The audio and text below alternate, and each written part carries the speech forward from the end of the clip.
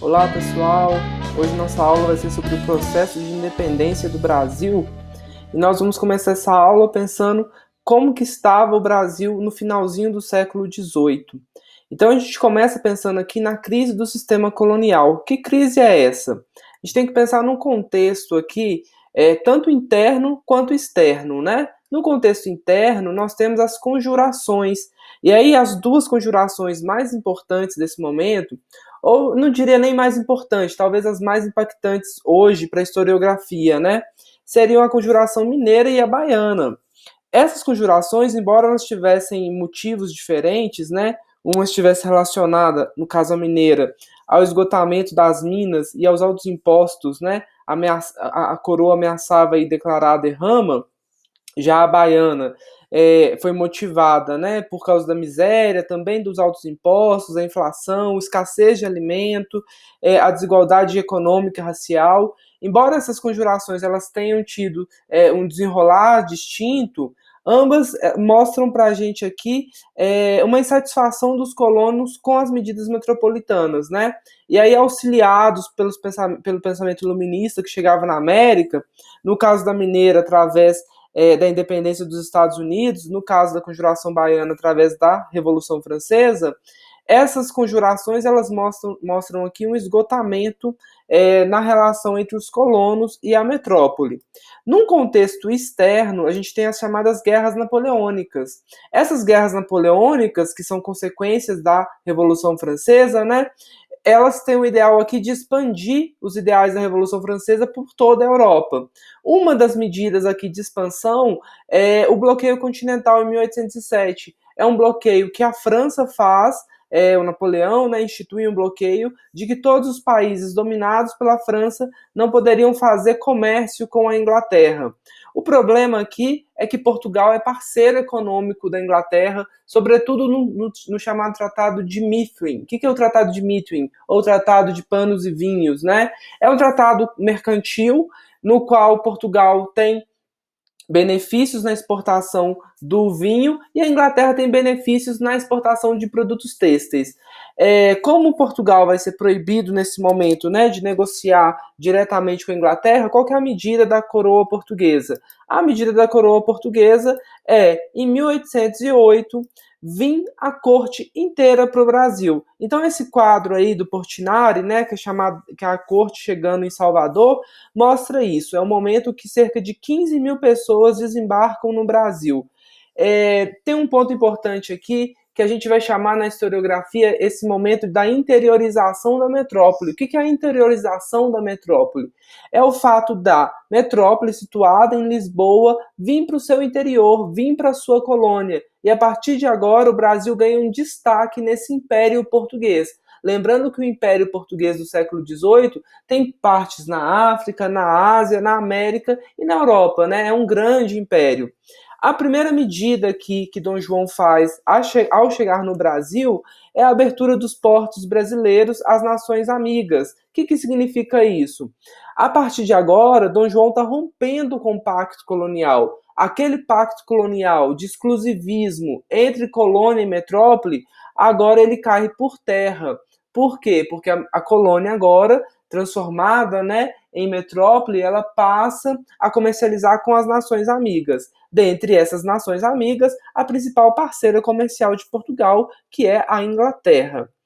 Em 1810, nós temos os tratados. Primeiro é o Tratado de Aliança e Amizade e o segundo é o Tratado de Comércio e Navegação. Esses tratados, eles vão criar tarifas alfandegárias que vão ser preferenciais aos ingleses. E aí, para a gente ter uma noção, os impostos dos produtos importados por ingleses ao Brasil vão ser de 15%. Os impostos de produtos portugueses são de 16%. Ou seja, 1% mais caro, né? E as demais nações vão ser de 24%. Em contrapartida, uma exigência inglesa aqui seria a abolição gradual do tráfico de escravizados, que na prática não vai fazer, na prática o Brasil não vai cumprir com isso. Mas criam-se tratados aqui que vão facilitar o negócio, principalmente com o Reino Unido. Em 1815, nós temos uma outra data muito importante, que é quando o Brasil é elevado à categoria de Reino Unido a Portugal e Algarves. O que significa isso? Agora a gente deixa de fato de ser colônia e passa a ser um Reino Unido, ou seja, ganha uma importância maior política. Lembrando que a corte agora está estabelecida no Brasil. E com esse estabelecimento da corte no Brasil, a gente vai ter a criação de vários edifícios, né, no Rio de Janeiro, que vai ser a sede da corte. Então vai ser criado o Banco do Brasil, vai ser criado o Jardim Botânico, a Biblioteca Real, a Gazeta do Rio de Janeiro, é a primeira imprensa oficial aqui dessa corte. Esse detalhe é importante porque a gente está vendo uma colônia se transformar em reino. Então, para corresponder, né, ao nível de uma corte, o Brasil passa a receber esses prédios, passa por uma grande reforma urbana no Rio de Janeiro. Continuando aqui esse processo de independência, e aí notem, né, eu comecei lá da crise do sistema colonial, estou passando ano a ano aqui para a gente ter uma dimensão de que a nossa independência não se resume ao 7 de setembro, né, é muito mais amplo do que isso. Nós vamos ter um outro evento em 1817, que é a insurreição pernambucana. A insurreição pernambucana ela está ligada a uma crise agrícola no Nordeste, principalmente do algodão e do açúcar. E aí você vai ter nesse momento muitos privilégios dados aos portugueses, dados a essa corte que está chegando no Brasil. Além disso, essa corte que se instala no Rio de Janeiro, ela demanda por muito imposto, né? Porque está criando uma série de edifícios, uma série de eventos no Rio de Janeiro, e isso demanda dinheiro. De onde está vindo esse dinheiro? Das outras capitanias. E aí as capitanias do Nordeste, lideradas por Pernambuco, começam a insurreição pernambucana, que trazem ideais iluministas, defendidas pelo clero, e aí na imagem a gente tem um dos principais líderes, né, que é o Frei Caneca, e aí eles trazem algumas questões que são importantes para a gente entender como que essas capitanias estão vendo esse movimento de interiorização da metrópole. É um movimento separatista, com ideais republicanos, é um movimento anti-lusitano, ou seja, eles são contra os portugueses, e aí esse movimento, embora ele seja derrotado em maio de 1817, ele demarca mais uma vez que a população está insatisfeita com a presença portuguesa, está insatisfeita com o domínio ainda colonial. Então a gente está caminhando cada vez mais aqui para essa crise do antigo sistema colonial. Já rompeu o pacto colonial em 1810 e agora a insurreição pernambucana está mostrando uma insatisfação com o próprio governo português. Bom, e como ficou lá em Portugal, né? E aí, em 1820, lá em Portugal, tem a chamada Revolução Liberal do Porto. A Revolução Liberal do Porto exigia a volta imediata de Dom João VI a Portugal. Então agora começa uma crise maior aqui. Por quê? O pessoal que ficou lá em Portugal começa a exigir a volta do rei, mas não é uma volta qualquer. É uma volta do rei, mas com uma elaboração de uma constituição. Então eles querem o rei de volta, mas sem um absolutismo monárquico. Eles querem que esse rei jure obediência a uma constituição. E além disso, eles vão tentar fazer com que o Brasil volte à categoria de colônia. Lembrando que em 1815 nós passamos à categoria de Reino Unido. Eles queriam que a gente voltasse a ser América portuguesa, perdão. Bom, se a gente pensar aqui nesse processo, né, tudo isso está desaguando para 1822.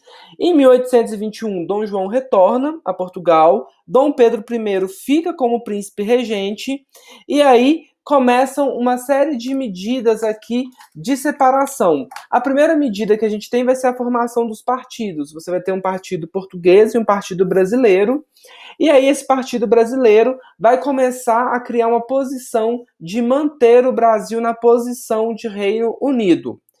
Em janeiro de 1822, as cortes portuguesas elas exigem a volta de Pedro para Portugal, né?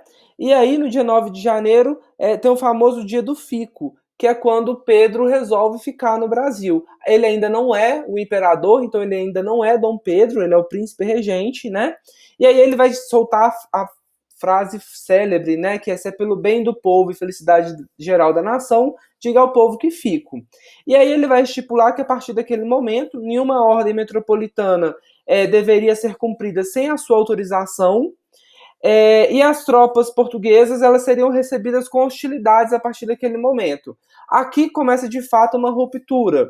As cortes começam a pressionar cada vez mais, e aí, em 13 de agosto, Dom Pedro ele viaja para São Paulo, deixando a regência entregue para a Dona Maria Leopoldina. Usando os atributos de chefe interina, a Dona Leopoldina, né, ela vai assinar um documento em 2 de setembro, no qual vai deliberar a separação dos dois reinos. E aí, uma vez que ela assina esse decreto, ela envia para Pedro, né, o comunicado, falando que já tinha assinado o decreto e que agora estava nas mãos de Dom Pedro proclamar ou não a independência. E aí, o 7 de setembro é quando Dom Pedro vai proclamar de fato a independência, né, e vai ser coroado o imperador do Brasil, em dezembro daquele mesmo ano. Porém, ele só vai cumprir um protocolo, porque a assinatura de fato já tinha sido feita por Dona Leopoldina, né, que naquele momento estava na regência. Bom, esse é o nosso processo de independência, que vai ter um reconhecimento externo somente em 1825, mediante um pagamento de indenização a Portugal de 2 milhões de libras. Quem vai emprestar esse dinheiro vai ser a Inglaterra, e a Inglaterra passa a ser, a partir de agora, a grande parceira comercial do Brasil. Espero que vocês entendam que o processo de independência do Brasil não se inicia nem termina no 7 de setembro. Muito pelo contrário, né? É um processo que demarca aí pelo menos 2 décadas, né, de um lento processo de separação enquanto colônia. Bom, espero que vocês gostem e até a próxima aula.